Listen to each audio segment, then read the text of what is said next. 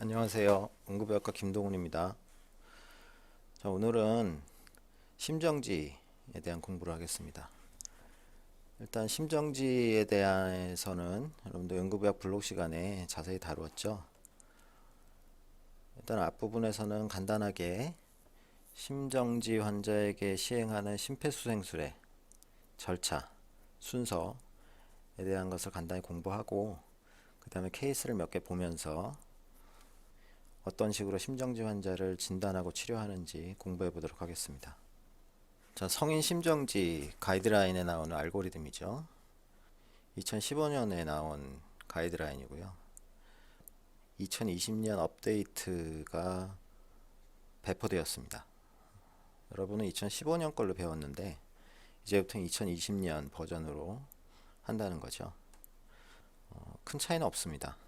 몇 가지 이제 세부 사항에 대한 추가 내용이 주로 담겨져 있고 포스트 카디악 어레스트, 심정지 이후 처치에 대한 이야기들, 그리고 임산부의 심정지, 그리고 오피오이드 중독에 의한 심정지 등에 관한 얘기가 조금 더 추가됐는데 기본적인 심정지 알고리즘은 변한 게 없어요. 그래서 심폐소생술에 대해서는 2015년 걸 가지고 이야기를 하도록 하겠습니다. 일단 우리가 심정지가 일어나서 심폐소생술을 시작을 하는 거죠. 시작을 하면 산소를 투여하고 모니터를 달고 심전도 모니터겠죠 주로. 그리고 제세동기를 거치하고 심폐소생술을 시작하게 됩니다. 심폐소생술을 시작하게 되면 제일 먼저 우리가 판단하는 것은 리듬이죠. 리듬. 그래서 심장의 리듬이 어떤 것인지, 그래서 이것이 샥을 줘야 되는 상황인지 아닌지. 샥을 줘야 되는 상황은 심실세동과 무맥성 심실빈맥이겠죠. 그리고 샥을 주지 않는, 제세동을 하지 않는 심전도의 모양은 무수축과 PA로 판단을 합니다. 소리에 샥을 줘야 되는 상황, 제세동을 해야 되는 상황은 이라고 판단이 드는 경우에는 우선적으로 샥을 주죠. 이 샥을 주는 방법은 여기 보면 우리 보통 이제 바이페이직과 모노페이직 제세동기가 있는데 대개 이제 바이페이직이 최근에 나온 제세동기죠. 그래서 120에서 200줄로 사용을 하게 되어 있는데 회사에서 제공하는 레코멘데이션에 따라서 하라고 되어 있는데 잘 모르면 그냥 맥시멈 도즈로 하라고 되어 있죠. 그래서 보통 200줄에서 250줄 사이가 이제 맥시멈 도즈이기 때문에 200줄로 준다 이렇게 생각하시면 되겠어요. 샥을 한번 주고 나서 즉시 CPR을 시작을 하죠. 흉부 압박과 인공호흡을 시행을 하게 되는데 이때는 아직 기관 삭관이 이루어지지 않았을 수도 있기 때문에 그런 경우에는 30대 2로 흉부 압박과 인공호흡을 시행을 하게 됩니다. 엠브베깅을 하는 경우에 이렇게 한다는 거죠. 그렇게 하면서 이제 IV를 확보하고 그 2분 안에 가능하다면 기관 삭관도 하는 게 좋겠죠. 2분이 지나고 나면 두 번째 리듬 분석을 시행을 합니다. 그래서 역시 샥이 필요한 심실세동이나 무맥성 심실빈맥의 경우에는 샥을 다시 한번 주죠. 다시 한번 주고 이때부터 에피네프린을 주기 시작합니다. 그러니까 에피네프린은 두 번째 샥 이후에 준다라는 것을 아셔야 돼요. 첫 번째 샥은 일단 제세동을 하고 나서 CPR을 시행을 하고 이 에피네프린을 주기 위한 경정맥 확보를 시행을 하는 거고요. 여기 보면 IO라고 되어 있는데 이건 인트라 오세우스 억세스라고 하죠. 그래서 뼈 주사, 그래서 IV를 잡을 수 없는 경우에는 이제 확보를 하는 거고요. 여기 보니까 2020년 가이드라인에는 되도록이면 IV를 잡아라라고 되어 있어요. IO는 IV에 비해서 약물 투여의 효과가 떨어진다고 연구가 된 것 같고요. 그래서 IV를 잡아야 되고 그 잡은 IV로 에피네프린을 주는 거죠. 그리고 이때부터는 3분에서 5분 간격으로 에피네프린을 지속적으로 주게 됩니다. 여기 CPR은 2분 시행하고 리듬을 확인하는 거고 에피네프린은 3분에서 5분마다 주기 때문에 사이클이 딱딱 맞아 떨어지지 않게 되죠. 그건 좀 감안하셔야 되고, 두 번째 제세동이 일어난 이후에 여기 보면 어드밴스드 에어웨이를 고려하라고 되어 있죠. 고려하라는 뜻은 이 첫 번째, 두 번째 샥에서 환자가 소생이 되는 경우, 그러니까 심장 리듬이 돌아오고 심장이 뛰기 시작하는 경우, 굳이 어드밴스드 에어웨이를 확보하지 않아도 특히 이제 심실세동이나 무맥성 심실빈맥 같은 심장에서의 부정맥이 직접적인 원인이 된 경우에는 심장이 뜁니다. 이 정도 되면 이제 심장이 뛰기 시작하면 굳이 곧바로 호흡이 돌아올 것이고 어드밴스드 에어웨이, 즉 기관삽관을 할 필요가 없다는 맥락이 있는 거죠. 하지만 그렇지 않은 경우에는 기관삽관을 하게 되고, 요 2분의 CPR 하는 동안 요 두 가지를 하는 거죠. 약물 투여와 기관삽관. 그리고 2분이 지나고 나면 세 번째 샥을 주게 됩니다. 그러니까 세 번째 제세동 이후에는 흉부 압박을 시행하는 것이고요. 이때도 여전히 제세동이 필요한 리듬, 즉 VF나 펄스리스 V택이 지속이 된다 그러면 아미오다론을 IV로 주게 됩니다. 아미오다론은 여기 보면 이니셜 도스, 아미오다론 여기 있죠. 아미오다론 퍼스트 도스가 300mg 볼루스로 주게 돼 있고, 두 번째 도즈는 150mg를 볼루스로 주는 것으로 되어 있습니다. 이후에는 지속적으로 필요하다 그러면 IV 인퓨전을 하게 돼요. 컨티뉴어스 인퓨전. 오늘 이제 CPR 이후 이제 심정지 후 처치에 포함이 되기 때문에 이 부분에서는 그 부분까지 다루지 않고 있습니다. 그래서 계속 제세동이 필요한 리듬이다 그러면 여기를 계속 반복을 하는 거죠. 2분 CPR하고 에피네프린 주고 샥 주고 아미오다론 주고 이것을 계속 반복하는 것이고요. 자, 샥이 필요 없는 무수축이나 PA 같은 경우에는 똑같아요. IV를 잡고 에피네프린을 주는데 이건 보면 이쪽하고 좀 다르죠. 이쪽하고 뭐가 다르냐? 여기는 샥을 두 번 주고 나서 에피네프린이 들어가게 되는데 여기는 샥을 줄 필요가 없기 때문에 IV를 잡는 즉시 에피네프린을 주고 또 역시 즉시 어드밴스드 에어웨이를 확보하는 거죠. 기관삽관을. 그래서 첫 번째 CPR 사이클에서 심폐소생술 사이클에서 IV를 잡고 에피네프린까지 주는 거고요. 여기서 이제 샥이 필요한 상황이 되면 이제 처음에는 무수축이었는데 CPR 2분 하고 나니까 심실세동으로 바뀌었다. 그럼 여기 보면 이쪽으로 넘어가는 거죠. 5와 7, 5가 여기죠. 여기 5. 그래서 이쪽으로 이제 넘어가는 거죠. 2분 CPR을 하고 샥을 주고 2분 CPR을 하고 또 리듬을 확인하고 샥을 주고 하는 거 이쪽으로 돌아가는 거고요. 여기서 만일 리듬이 제세동이 필요하지 않은 AC 스토리나 PA가 계속 지속이 된다 하면 계속 CPR을 하는 겁니다. 그래서 2분마다 리듬을 확인하고 샥을 줄어 이쪽으로 넘어갈지 아니면 여기를 계속 반복할지를 이제 결정을 하는 거죠. 이쪽에서도 마찬가지로 샥을 주는 리듬일 경우에는 샥을 주지만 여기 리듬을 확인했는데 샥을 줄 필요가 없는 그런 AC 스토리나 PA가 확인이 되는 경우에는 다시 여기 보면 10으로 가라고 했죠. 10이 여기죠. 여기 10이 여기죠. 그래서 이쪽으로 이제 넘어가는 거죠. 그래서 왔다 갔다 하면서 2분의 CPR 그리고 리듬 확인 그리고 샥을 줄지 말지 결정을 하는 부분 계속 반복을 하면서 계속 CPR을 진행하시면 되겠습니다. 그래서 리듬이 돌아오는 것 같으면 이제 어떻게 하죠? 그 다음에 리듬이 확인이 된다. 이제 ROSC가 되는지 안 되는지 확인을 하는 거죠. ROSC가 되는지 확인을 하고 ROSC가 되면 심폐소생술이 끝나게 되는 것이죠.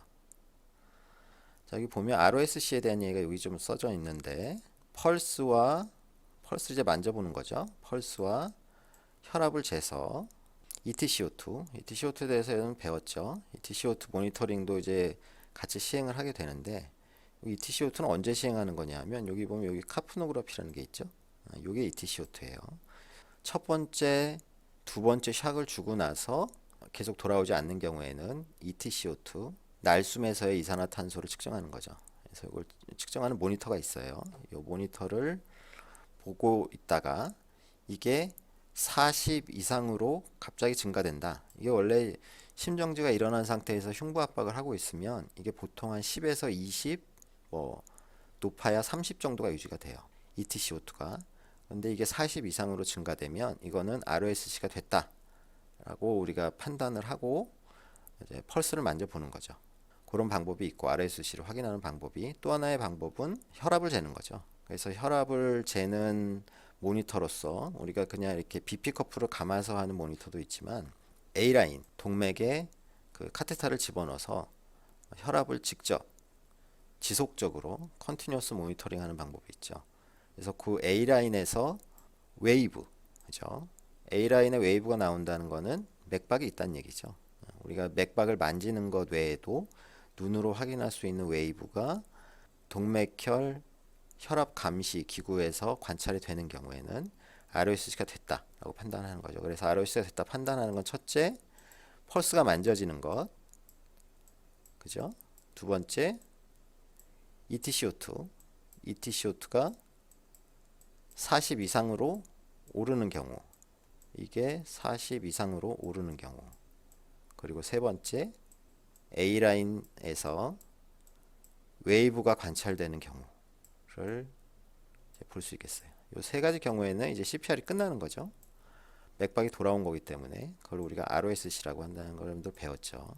이렇게 해서 심폐소생술을 진행을 하는데, 이제 오늘 케이스를 진행하면서 주로 여러분들이 이제 알아야 될 거는 이 심폐소생술을 하는 것 자체는 어떻게 보면 하나의 술기라고 볼 수 있어요. 술기. 여러분이 혈압이 낮은 사람한테 경정맥을 확보한다든지, 뭐 산소를 준다든지, 뭐 배가 부른 복수가 찬 사람한테 복수를 뽑아준다든지 하는 그냥 일종의 술기라고 보면 되는데, 몸으로 하는 술기, 그리고 간단한 그런 알고리즘을 통해서 진행하는 어떤 치료의 순서, 이런 것은 여러분이 그냥 기본적으로 아셔야 되는 거고요. 이거는 여러분도 이제 실습을 진행을 하고 의사가 되면 당연히 해야 되는 건데, 좀 더 깊이 심폐소생술을 알려면 이 부분을 알아야 돼요. 이 부분. 자, 트리트 리버서블 코스라는 부분이 있죠. 이 보면 이게 언제 하라고 돼 있냐면, 샥이 필요한 리듬인 경우엔 샥 한 번, 두 번, 세 번을 주고 나서 리버서블 코스, 심정지의 리버서블 코스를 찾아서 치료를 하라 라는 게 여기 있는 거고요. 이쪽 부분에는 어디 있냐면 이게 여기 있죠.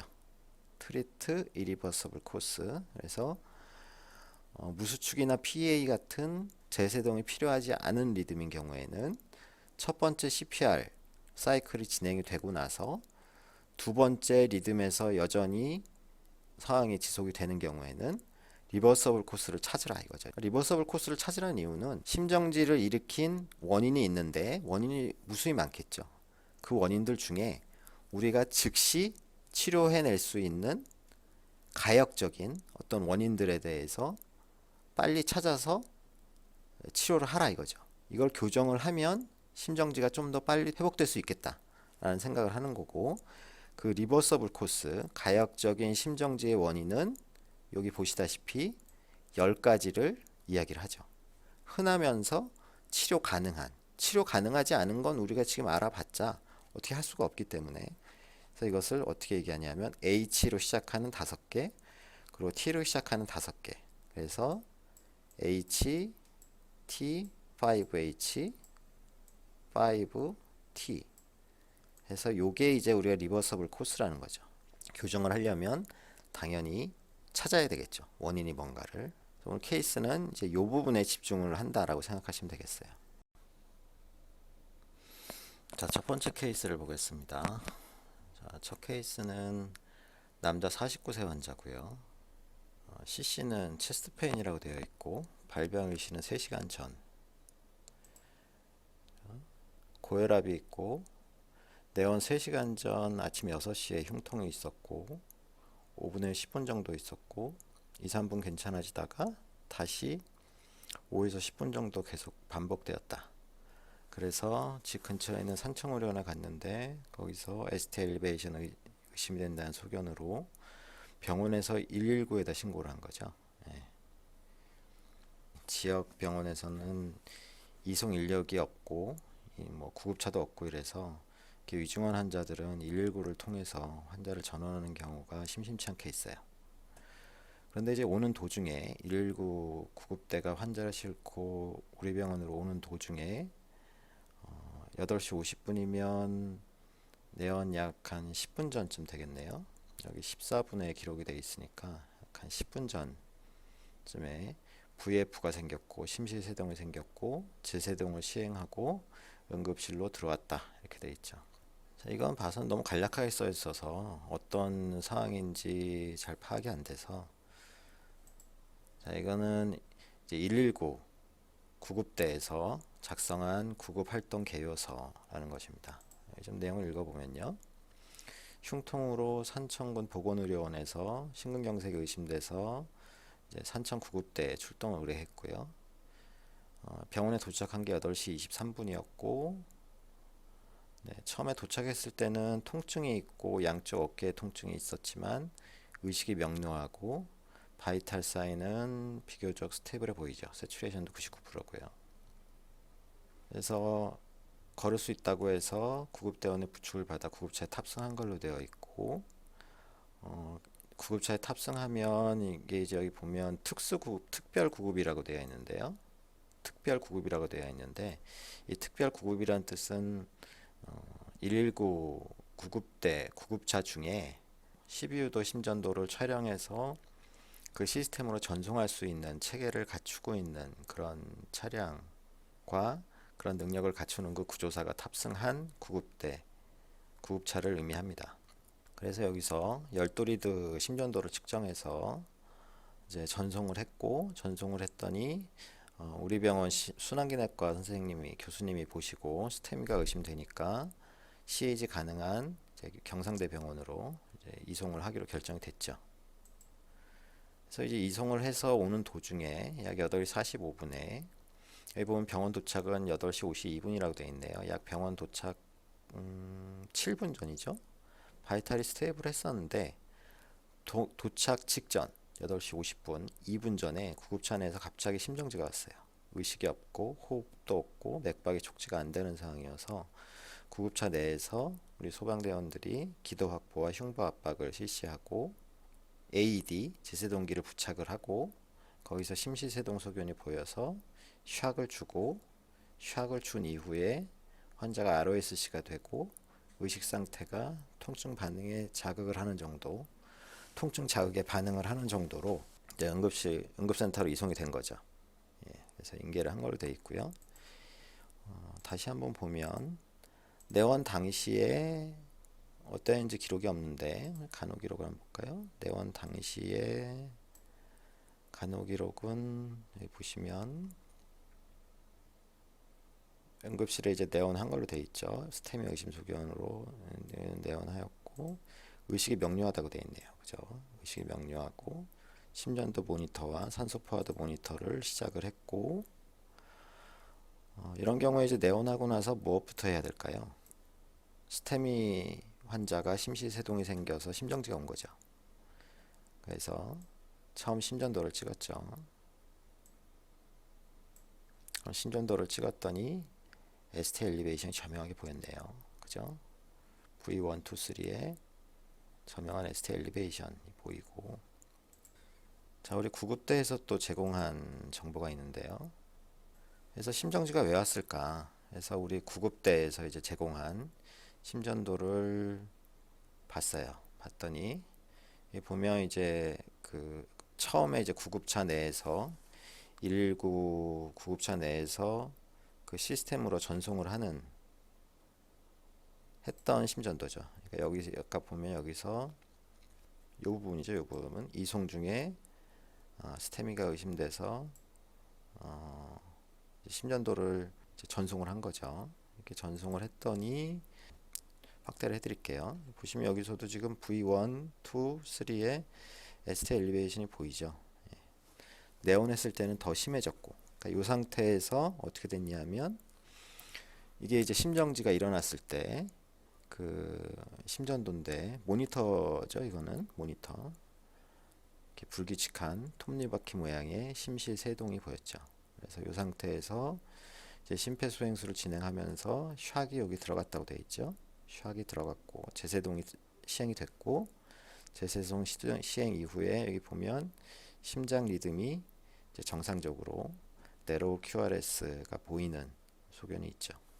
이제 우리 병원에 내원을 해서 심전도를 찍었더니 이제 이렇게 된 거죠. 예.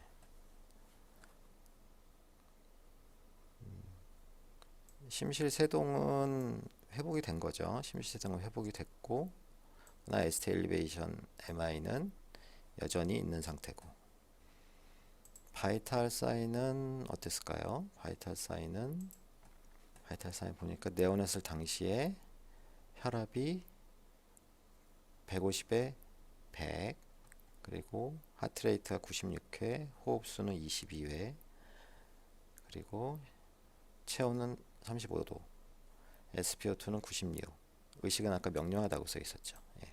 그러니까 완전히 ROSC가 된 상태에서 응급실로 이제 들어온 거죠. ST 엘리베이션이니까 우리는 PCR을 시행을 했고, PCR의 결과는 LAD, 스테미, 스텐트를 LAD에 하나 넣고 다이고널 아테리에도 하나를 넣었네요. 3베슬 디지즈라고 되어 있네요. 최종 진단은 이제 스테미로 성공적인 PCI를 했고, 이 환자는 5일 만에 퇴원을 했죠. 그래서 퇴원할 당시에 간호 기록을 보면 흉부불편감 없고 의식 명료하고 정상적으로 회복이 돼서 퇴원을 했죠. 자, 입원 기록도 보면 다 이제 정상이 된 거죠. 네, 정상이 돼서 퇴원을 했네요. 네. 자, 여기까지 이 케이스고요. 자, 우리가 여기서 이제 무엇을 알아야 하느냐? 자, 우리가 이 강의를 시작할 때 CPR 알고리즘을 얘기하면서 트리트 리버서블 코스에 대한 이해를 해야 한다고 말씀을 드렸습니다. 심정지의 가역적인 원인, 우리가 치료할 수 있는 원인은 이렇게 크게 10가지로 나눕니다. 외우기 쉽게 H 5개, T 5개, 5H, 5T라고 합니다. 우리 케이스는 이 중에 어디에 들어가는 거죠? 여기였죠. 코로너리 스롬보시스. 이 케이스를 지금 한 겁니다. 우리가 지금 케이스는 소방에서 병원에 오기 전에 이미 심정지를 인지를 하고 그 심정지의 원인이 코로너리 스롬보시스라는 걸 알고 급성 심근경색이라는 것을 알고 그 급성 심근경색에서부터 비롯된 심실세동을 치료한 상태에서 ROSC를 만들어서 자발순환 회복을 만든 상태에서 병원에 들어왔기 때문에 우리는 이 환자를 급성 심근경색이라고 인지할 수 있었어요. 하지만 만일 이 환자가 그냥 길에서 쓰러져서 우리한테 왔다면, 심정지로 왔다면, ROSC가 되지 않은 상태로 우리에게 왔다면 우리는 이 사람의 원인을 이 10가지 중에 하나로 특정할 수 있어야 한단 말입니다. 근데 실제로 가장 흔한 급성 심정지의 원인은 급성 심근경색이라는 걸 배웠죠. 그래서 우리는 그런 케이스를 지금 한 것이고요. 자, 그러면 코로너리 스롬보시스 말고 다른 것들은 어떤 것인지 하나하나 살펴보도록 하죠. 여기 영어로 막 써 있는데 지금 말씀드린 내용입니다. 어큐트 코로너리 이스케미아, 마이오카디얼 인팍션, 이것을 우리는 가장 먼저 생각해야 한다 이거죠. 가능성 있는 원인으로서. 왜냐하면 이것은 아주 시각을 다투는 문제이고 심폐소생술을 해서 심장이 돌아오는 것이 문제가 아니라 이 이후에 리퍼퓨전, 이머전시 리퍼퓨전 세라피를 해야 된다는 것을 여러분들 알고 있죠. 코로너리 스롬보시스가 있는지 없는지를 반드시 먼저 생각을 하고 환자를 봐야 된다는 거죠. 실제로 가장 흔하기도 하고요. 또 치료를 제 시간에 했을 때 그렇지 않았을 때에 비해서 그 예후가 아주 극명한 차이를 보이는 대표적인 원인이 되겠습니다. 자, 여기 보면 하나하나 보면요. 하이폭세미아는 뭐죠? 환자가 산소 공급이 부족해서 심정지가 오는 경우죠. 자, 여기 보면 하이폭시아하고 있죠. 하이폭시아, H, 하이폭시아. 하이포볼레미아는 어떤 경우일까요? 두 번째 있는 심각한 볼륨 로스나 시비어 블러드 로스, 이런 것들을 얘기하는 거죠. 여기 하이드로젠 이온이라고 되어 있는 거 H의 세 번째, 이것은 애시도시스, 즉 메타볼릭 애시도시스를 주로 말하는 것이고, 이런 경우는 대개 셉시스가 흔한 원인이 되죠. 물론 다른 신장 질환이나 다른 이제 대사 질환에서도 일어날 수 있지만, 가장 흔히 보는 메타볼릭 애시도시스에 의한 심정지는 그 원인이 셉시스인 경우가 가장 흔해요. 여기 보면 네 번째는 포타슘이랑 관계된 거죠. 하이퍼칼레미아. 주로 이제 하이포칼레미아인 경우에는 급성 심정지가 오는 경우는 좀 드물고, 대개 심장에 영향을 주는 것은 포타슘 레벨이 올라갔을 때가 더 흔하겠죠. 그래서 우리는 하이퍼칼레미아를 꼭 확인해야 한다. 포타슘 레벨을 확인해야 된다. 어떤 환자에서? 심정지 환자에서. 저체온증도 우리가 주요한 리버서블 이티올로지라고 할 수 있기 때문에, 체온을 높여주면 이 환자가 좋아지기 때문에, 저체온증인 경우에도 심정지가 일어났을 때 이 환자가 저체온증에 의한 것인지 아닌지를 꼭 한번 생각을 해봐야 된다는 거죠. 대개는 액시덴탈 하이퍼소미아라고 해서 추운데 노출이 돼서 저체온증으로 심정지가 오는 경우가 대부분이죠. T를 보면 제일 먼저 있는 것이 텐전 유무소락스죠. 이것은 우리가 어떤 특정한 상황에서 일어나는 것이고, 실제로 긴장성 기흉이 자발성으로 일어나는 경우는 굉장히 드물고요. 대개는 이제 외상, 트라우마에 의해서 이것이 생기는 경우가 많고, 또 병원 내에서 센트럴 라인을 잡는다든지 다른 실수를 하다가 렁을 터트려 먹고 그 상태에서 인공호흡기를 다는 경우에 우리가 긴장성 기흉이 생긴다고 수업 시간에도 얘기를 했습니다. 자, 그 다음에 탐폰이 있죠. 카디악 탐폰. 네, 심정지를 일으키는 드물지만 결정적인 또 원인이 될 수 있고, 이것은 우리가 알기만 한다면 바로 치료가 가능하겠죠. 그 다음 톡신이에요. 중독 환자들, 중독에 의한 심정지. 그리고 스롬보시스가 두 개가 있는데, 하나는 앞에서 얘기했던 코로너리 스롬보시스고, 또 하나의 스롬보시스는 풀머너리 스롬보시스죠.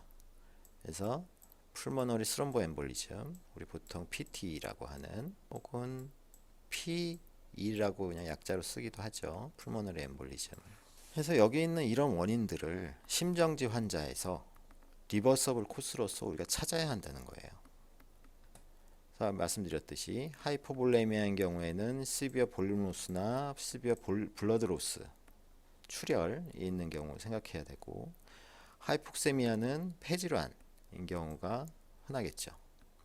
메타볼릭 애시도시스에 의한 것은 우리가 피검사를 통해서 애시도시스가 있는지 없는지 확인할 수 있는 거고, 그 피검사를 통해서 포타슘 레벨도 확인이 가능하죠.